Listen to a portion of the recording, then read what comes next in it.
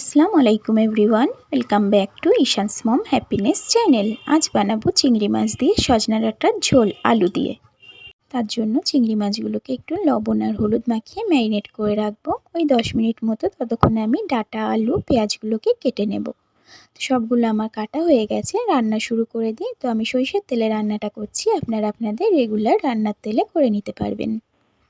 তেলটা গরম হয়ে গেছে, এর মধ্যে লবণ হলুদ দিয়ে ম্যারিনেট করা মাছগুলোকে দিয়ে দিলাম। চিংড়ি মাছগুলোকে আমি খুব বেশি ভাজবো না, চিংড়ি মাছ খুব বেশি ভাজলে শক্ত হয়ে যায়, তো সেটা খেতে ভালো লাগে না। 2 থেকে 3 মিনিট আমি ভেজে নেব। এটা জাস্ট কালার চেঞ্জ হলেই আমি এগুলোকে উঠিয়ে নেব। তো এই যে এইরকমই ভাজবো, এর থেকে বেশি ভাজবো না। উঠিয়ে নিয়েছি, এরপর ওই তেলের মধ্যে আমি আলুগুলোকে ভেজে নেব।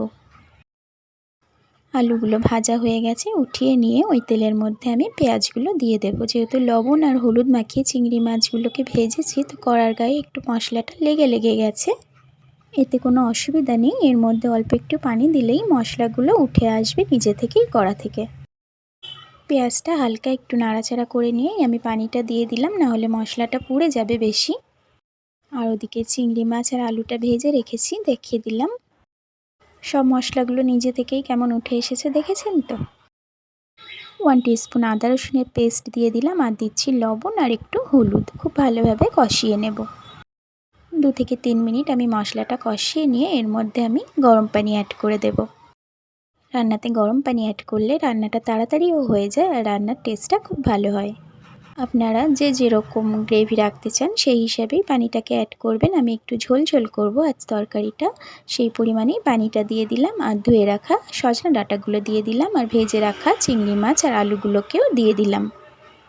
খুব ভালোভাবে মিশিয়ে নেব। কয়েকটা লঙ্কা দিয়ে দিলাম। এবার এটাকে আমি মিডিয়াম ফ্লেমে 10 মিনিট রান্না করে নেব। 10 মিনিটেই আলু, ডাঁটা, চিংড়ি মাছগুলো খুব ভালোভাবে সিদ্ধ হয়ে যাবে। এই তো 10 মিনিট পর আমি ঢাকাটা ওপেন করে দেখাচ্ছি। খুব ভালোভাবে সবগুলো সিদ্ধ হয়ে গেছে, ডাঁটা, আলু, চিংড়ি মাছ। এটা যেহেতু আমি একটু ঝোল রাখবো, সেই জন্য আমি এটাকে আর ফোটাবো না, এইরকম গ্রেভি রাখবো আমি। এরপর আমি এর মধ্যে আর একটা মশলা ইউজ করব। গোটা জিরা নিয়ে নিয়েছি, এটাকে এইভাবে শুকনো খোলায় ভেজে নিয়ে একটু গুঁড়ো করে নেব। এই গোটা জিরাটা এইভাবে একটু ভালোভাবে ভেজে নিলে যে কোনো শক্ত কিছুর সাহায্যে একটু চাপ দিলেই এইভাবে গুঁড়ো হয়ে যায়। আমি রুটি বেলা বেলনি দিয়ে এটাকে গুঁড়ো করে নিয়েছি, আপনারা আপনাদের ইচ্ছা মতো গুঁড়ো করে নেবেন। ভাজা জিরাটা দেওয়ার পর আমি জাস্ট আর 1 মিনিট রান্না করব। ভাজা জিরাটা এইরকম শেষের দিকে দিলে তরকারির টেস্টটা খুব ভালো হয়। এইভাবে একবার বানিয়ে দেখতে পারেন। রেসিপি কেমন লাগলো অবশ্যই কমেন্টের মাধ্যমে জানাতে পারেন। আমার আজকের রান্নাটা একদম কমপ্লিট হয়ে গেছে, এরপর আমি সার্ভ করে নেব। রেসিপি ভালো লাগলে চ্যানেলটাকে সাবস্ক্রাইব করে রেখে পাশে থাকা বেল আইকনটা প্রেস করে রাখতে পারেন, যাতে করে যখনই নতুন ভিডিও আপলোড করব আপনার কাছে নোটিফিকেশান পৌঁছে যাবে।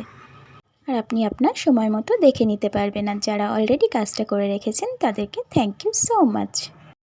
আবারও দেখা হবে নতুন কোনো ভিডিওতে, নতুন কোনো রেসিপির সাথে। আল্লাহ হাফেজ।